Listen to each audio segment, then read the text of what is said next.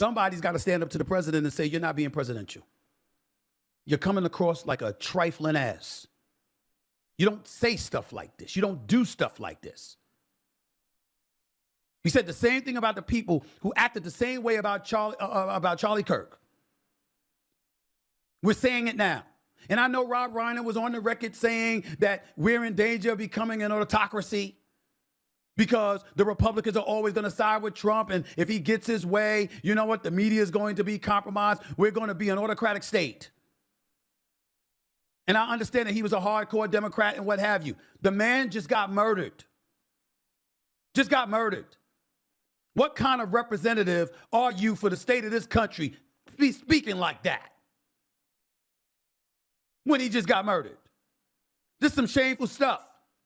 And this is exactly why the Democrats need to be quiet. Be quiet. You know why? Because he's digging himself his own proverbial grave. I'm talking about the president. Because at some point in time, remember, the popularity has been dipping. No matter how great he says America is, Americans ain't feeling that way right now. Negotiations are still ongoing. The Senate nor the House could pass stuff regarding Affordable Care Act subsidies.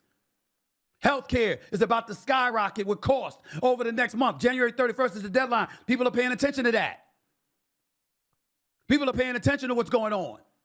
They're seeing ICE in the streets of America and the manner in which folks are being treated. They're remembering how you're planning on sending ICE officials to the Super Bowl just because Bad Bunny is scheduled to perform there. This level of chaos is what's turned folks off in 2020, knowing that there were some things about the Democrats and their policies that they didn't like, but they said, to hell with that. We'd rather deal with that than the nonsense you're going to subject us to. This is the kind of stuff that's going on.